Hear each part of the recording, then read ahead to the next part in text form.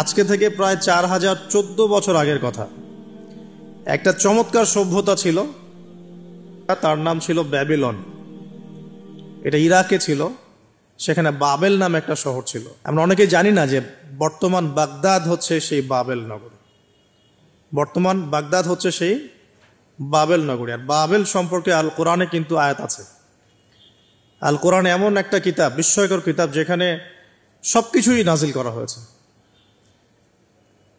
তো আল্লাহ পাক সূরা কাহফে তো বলেছেন, ওয়ালাকাদ সাররাফনা ফি হাযাল কুরআন লিন-নাসি মিন কুল্লি মাসাল। আমি এই কোরআনে মানব জাতির জন্য প্রত্যেকটা বিষয়কেই ব্যাখ্যা করেছি।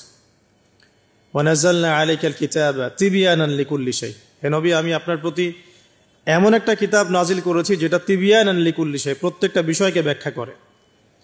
যারা আহলে কোরআন ভ্রান্ত আকীদার অনুসারী, তারা কিন্তু এই আয়াত থেকেই দলিল পেশ করে যে কোরআন তো তিবয়ানান লিকুল্লি শাই, প্রত্যেকটা বিষয়ের ব্যাখ্যা। তার নতুন করে হাদিসের কি প্রয়োজন আছে? এটা আমাদের আলোচনার টপিক না, আমরা ওদিকে যাচ্ছি না। তো আল্লাহ পাক কোরআনে কিন্তু বাবেল নগরীর কথা বলেছেন। সূরাতুল বাকারার 101-2 আয়াতগুলোতে আছে। এই বাবেল নগরী তৎকালীন সময়ে জাদুবিদ্যার একটা আকড়া ছিল আর কি। এর আগে আমরা জানি সুলাইমান আলাইহিস সালামের সময় ওই হারুত আর মারুত দুজন ফেরেশতাকে দিয়ে মানুষকে পরীক্ষা করা হয়েছিল। এই ঘটনাটা সূরা বাকারার 101-2 আয়াতগুলোর মধ্যে আছে, দেখে নিয়েন। আমি রেফারেন্সগুলো বলে দিলাম। এখানে এই বাবেল নগরীর কথাটা আছে, ঠিক আছে? তো এই নগরীতে প্রায় 4014 বছর আগে একটা ফুটফুটে সুন্দর শিশু জন্ম নেয়। দেখতে খুবই সুন্দর, অমায়িক, দেখলেই মানে মন কেড়ে নেয়ার মতো সুন্দর। এমন কিছু বাচ্চা থাকে কিন্তু দেখলে আদর করতে ইচ্ছা করে, মন কেড়ে নেয়ার মতো, ইউনিক, সবার চেয়ে আলাদা। এবং জন্ম নিয়েছে সে এমন একটা পরিবারে, যেই পরিবার তৎকালীন সময়কার যে জালেম শাসক নমরুদ, তার প্রধান পুরোহিত, তার নাম আজার। তৎকালীন বাবেলের শাসনকর্তার নাম হচ্ছে নমরুদ এবং তার প্রধান পুরোহিতের নাম আজার। তার ঘরেই জন্ম নিয়েছেন এই তাওহীদের শেকর ইব্রাহিম আলাইহিস সালাম। আল্লাহ পাকের কি মানে, আল্লাহ পাক কি না করতে পারেন। যেখানেই আবু জেহেল সেখানেই মুহাম্মদ সাল্লাল্লাহু আলাইহি ওয়াসাল্লামের জন্ম হয়। যেখানেই নমরুদ সেখানেই ইব্রাহিমের মতো মানুষ আসেন। যেখানেই ফেরাউন সেখানে আবার মূসা আসেন। মূসাকে আল্লাহ রাব্বুল আলামিন ফেরাউনের ঘরেই মানুষ করলেন। ইব্রাহিম আলাইহিস সালামকে আল্লাহ পাক আজারের ঘরেই মানুষ করলেন। আজকে আমরা দেখি এরকম সিটি অফ আখিরুজ্জামানে কিছু কিছু দিনী বোন চেহারা না দেখানোর জন্য আন্দোলন করছে। চিন্তা করতে পারেন, যেখানে যত বেশি জাহেলিয়াত সেখানে তত পাক্কা মুসল্লি জন্ম নেবে, মুমিন জন্ম নেবে ইনশাআল্লাহ। যেখানে যত বেশি জাহেলিয়াত সেখানে তত শক্তিশালী মুমিনদের জন্ম হবে ইনশাআল্লাহ। তো এখন তৎকালীন নমরুদ যে সভ্যতার অধিবাসী ছিল, এই সভ্যতাটাকে আমরা বলি কালাডীয় সভ্যতা। এটাকে কালাদীয় সভ্যতা বলা হয়। এটা মূলত জাদুর জন্য একটু বিখ্যাত ছিল, যেটা রেফারেন্স আমি দিলাম সুলাইমান আলাইহিস সালামের যুগ থেকে। এখানে আজারের ঘরে জন্ম নিয়েছেন আমাদের নবীগণের পিতা, মুসলিম জাতির পিতা ইব্রাহিম আলাইহিস সালাম। সুবহানাল্লাহ। বলা বাহুল্য যে নমরুদ কিন্তু 400 বছর বেঁচে ছিল এবং 400 বছর হায়াত পাওয়ার পরে সে মনে করছিল যে সে কখনো মারা যাবে না। এরপরেই সে নিজেকে খোদা দাবি করা শুরু করেছে আর কি। এই বাচ্চা ছেলেটা বড় হতে লাগলো।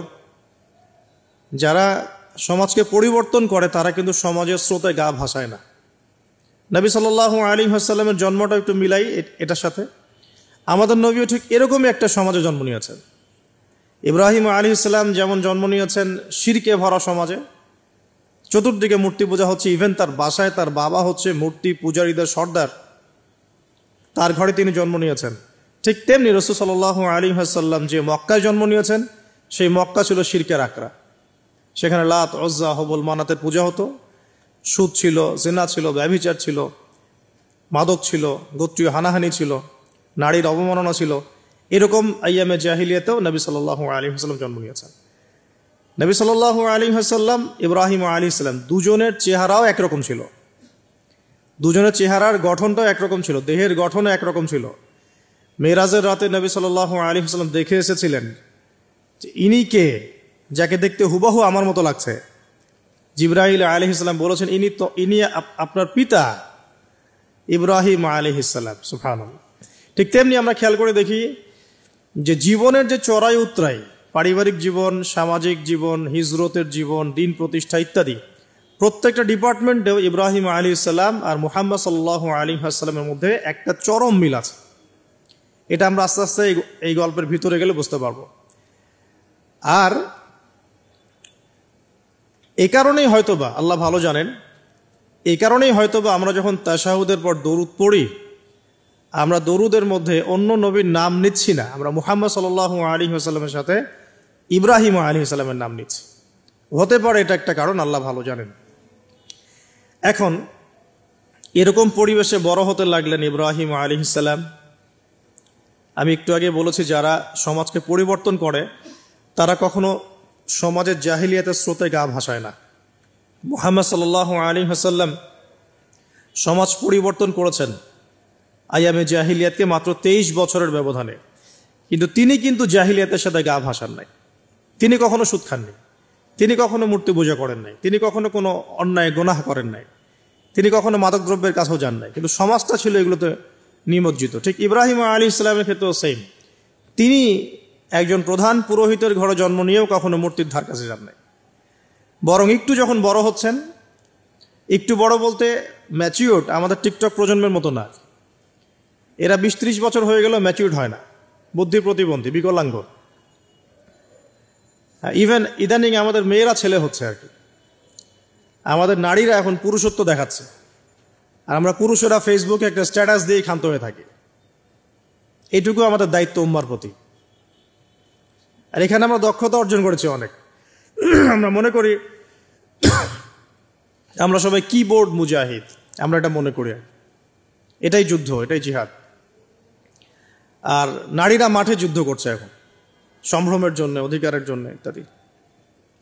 ফ্যামিনিস্ট রেভলিউশনের দিকে তাকালেও তাই দেখা যায়। ছেলেরা এখন বেকার হয়ে যাচ্ছে, কিন্তু মেয়েরা স্বাবলম্বী হচ্ছে। তারা দিনদার নয়, এই মেয়েগুলো দিনদার নয়, কিন্তু জীবনে প্রতিষ্ঠিত হওয়ার জন্য লড়ছে, চ্যালেঞ্জ গ্রহণ করেছে।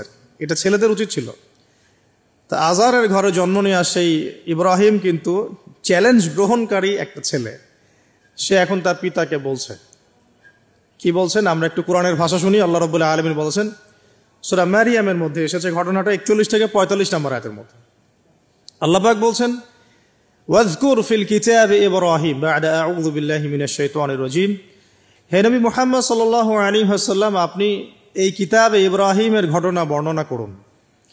ইয ক্বালা লিআবিহি, যখন ইব্রাহিম তার বাবাকে বললেন, তার বাবা মানে আজারকে বললেন, ইয়া আবাতি, হে আমার বাবা, লিমা তা'বুদু, তুমি কেন ইবাদত করো এমন সত্তার, মা লা ইয়াসমাউ, যে শুনতে পারে না, ওয়ালা ইউবসিরু, দেখতেও পারে না, ওয়ালা ইউগনি আনকা শাইআ, তোমার কোনো উপকার করতে পারে না।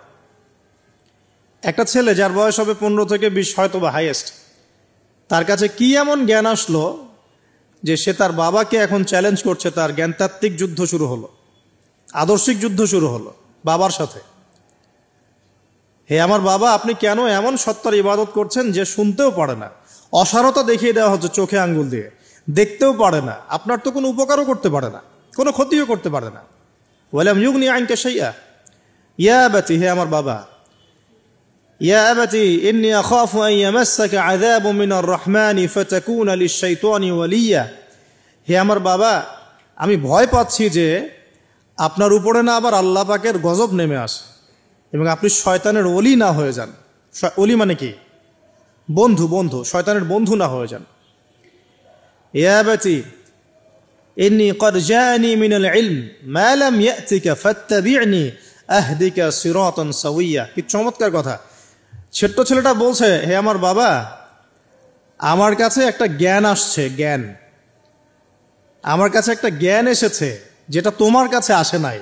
ফাত্তাবি'নি, তুমি আমার অনুসরণ করো।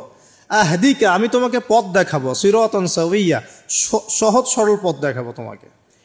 সন্তান বাবাকে নসিহত করছে। দেখুন, সন্তান বলছে আমার কাছে এমন জ্ঞান এসেছে বাবা, যেটা তোমার কাছে আসে নাই, তুমি আমাকে ফলো করো, আমার অনুসরণ করো, আমি তোমাকে পথ দেখাবো। Ego problem, ego. আজার এখানে ছিলাম, দেখেন বাবাকে সন্তান উপদেশ দিচ্ছে। এবার বাবার উত্তরটা শোনে। বাবা কেন গ্রহণ করলো না? বললাম প্রেস্টিজ ইস্যু। তুমি ছোট মানুষ হয়ে আমাকে এত বড় কথা বলো। হ্যাঁ, তখন বাবা বলছেন আনতা আরাগিবুন আনতা আন আলিহাতিনা ইয়া ইব্রাহিম, হে ইব্রাহিম, তুমি কি আমাদের ইলাহগুলো, উপাস্যগুলো থেকে মুখ ফিরাচ্ছ? তুমি কি আমাদের উপাস্যগুলো থেকে মুখ ফিরিয়ে দিচ্ছ? আনতা রাগিবুন আনতা আন আলিহাতিনা ইয়া ইব্রাহিম লাইন লাম তানতাহি, যদি বিরত না হও, ঠিক যেমন থ্রেট আমাদেরকে করা হয়, যদি বিরত না হও, লাইন লাম তানতাহি লাআরজুমান্নাকা লাইন লাম তানতাহি লাআরজুমান্নাকা রাহজান মালিয়া। তিনি বলছেন যদি বিরত না হও তাহলে তোমার মাথাটা পাথর দিয়ে মেরে ফাটিয়ে ফেলবো। আরজুমান্নাকা মানে রজম করব। রজম মানে কি? যে কোমর পর্যন্ত গেথে পাথর মারা, বিবাহিত পুরুষ জেনা করলে যেটা শাস্তি হয়। লাইল্লাম তানতাহি, যদি বিরত না হও, লাআরজুমান্নাকা রাহজান মালিয়া, দূর হও এখান থেকে বের হও, হতভাগা আমরা বলি না, দূর হও এখান থেকে, ঠিক ওই রকম। যদি ফিরে আসো ভালো কথা, না ফিরে আসলে রজম করে দিব, মাথা ফাটিয়ে ফেলবো পাথর দিয়ে মেরে, এখান থেকে দূর হও হতভাগা। কাকে বলছে এটা? ইব্রাহিম আলাইহিস সালামকে। এবার তিনি খুব নরম সরম মানুষ, শান্তিকামী মানুষ, তিনি বলছেন ক্বালা সালামুন আলাইক। এই সালামুন আলাইক কথাটা শিখে নেবেন, জীবনে অনেক ক্ষেত্রে কাজে লাগবে। সালামুন আলাইক মানে আপনার উপর শান্তি বর্ষিত হোক। যখনই আপনি কলিউশন অ্যাভয়েড করতে চাবেন, সালাম দিয়ে চলে আসতে হবে, সেটা পরিবারেও, সমাজেও, দিন প্রতিষ্ঠার ক্ষেত্রে। কেউ আপনাকে সমালোচনা করছে, গালিগালাজ করছে, গীবত তহমত করছে, আপনাকে নিয়ে এপিসোড বানাচ্ছে, মানে আপনি কি করবেন? প্রত্যেকটার কাউন্টার দিতে থাকবেন? তাহলে আপনার গোল নষ্ট হয়ে যাবে, আপনার গোল থেকে আপনি বিচ্যুত হয়ে যাবেন। এগুলো নিয়ে আপনাকে ব্যস্ত থাকতে হবে। তখন এগুলো নিয়ে উম্মাহ ব্যস্ত আছে বলেই এখন পর্যন্ত গোল অ্যাচিভ হয় নাই। আমরা এগুলো নিয়ে ব্যস্ত আছি বলেই এখনো গোল অ্যাচিভ হয় নাই। তো এই কারণে ইব্রাহিম আলাইহিস সালামের সুন্নাহ হচ্ছে সালামুন আলাইক, তোমাদের উপর শান্তি বর্ষিত হোক। হ্যাঁ, তবে যে জায়গাটাতে দালিলিকভাবে জ্ঞানতাত্ত্বিক যুদ্ধ করতে হবে সেটা করতে হবে, সেটা অন্য ইস্যুস। তো ইব্রাহিম আলাইহিস সালামকে পরিবার ছাড়তে হলো। পরিবার মানে তার মাকে ছাড়তে হলো, তার বাবাকে ছাড়তে হলো। তার কোনো অপরাধ আছে? ইব্রাহিম আলাইহিস সালামের কোনো অপরাধ আছে? না। এখন আমরা তো অনেক সময় মনে করি আমি তো নিরপরাধ, নির্দোষ, তাহলে আমার উপরেই কেন এরকম হচ্ছে? ইব্রাহিম আলাইহিস সালামের কোনো অপরাধ আছে? নাই। তাকে ঘর ছাড়তে হলো, বাড়ি ছাড়তে হলো, তার বাবা তাকে বের করে দিলেন। এখান থেকে লেসন নিয়ে নেন, আজকের প্রথম লেসন, যে আপনি আমি যদি হকের উপর থাকি, সর্বপ্রথম বাধাটা পরিবার থেকে আসতে পারে, কারণ সবার পরিবার একরকম না। এখনকার মেজরিটি সংখ্যক পরিবারগুলোই জাহেল, একদম জাহেল, বস্তুবাদী, জানোয়ারের মতো। মানে খাও দাও, সেক্সুয়াল সম্পর্ক, বিয়ে শাদী, সন্তান, এর বাইরে কিচ্ছু চিন্তা করতে পারে না। দুনিয়া আর দুনিয়া, এর বাইরে কিচ্ছু চিন্তা করতে পারে না। ইল্লা মাশা আল্লাহ, কিছু পরিবার আছে এর বাইরে, তাদের কথা আলাদা। সবাই তো আর ছোটবেলা থেকে আধ্যাত্মিক পরিবার পায় নাই, দিনই পরিবার পান নাই। আর এটার পরিমাণ দিন দিন কমেই আসছে। ম্যাক্সিমাম পরিবার এখন জাহান্নামের টুকরা। আল্লাহ পাক পরিবারকে বলেছেন জাহান্নাম থেকে বাঁচাও, কু আনফুসাকুম ওয়া আহলিকুম নারা। এখন ওই পরিবারই হয়ে গেছে জাহান্নামের টুকরা। আপনি দিনের পথে চলতে চাইলে প্রথম হোঁচটটা পরিবার থেকে খেতে পারেন। এটা ইব্রাহিম আলাইহিস সালামের জীবনেও যেমন হয়েছে, মুহাম্মদ সাল্লাল্লাহু আলাইহি ওয়াসাল্লাম জীবনে হয়েছে। ওই যে মিলাদ ছিলাম কিভাবে, তার ক্ষেত্রেও সেম। চাচারা শত্রু না? চাচারা শত্রু, আশপাশের মানুষ শত্রু। চাচা এসে বাড়ির সামনে খড়কুটা ফেলে দিয়ে যায়, চাচি এসে ময়লা আবর্জনা ফেলে দিয়ে যায়, কেউ গালি দেয়, কত সমস্যা। যখন নিজের মানুষরা আপনার এগেনস্টে চলে যায় তখন মনটা ভেঙে যাবে, স্বাভাবিক। কারণ নিজের মানুষটা সারা দুনিয়া যদি আপনার বিপক্ষেও থাকে, কাছের কিছু মানুষ আপনার পক্ষে থাকে, তখন আপনি বাসাতে অ্যাটলিস্ট সিংহ,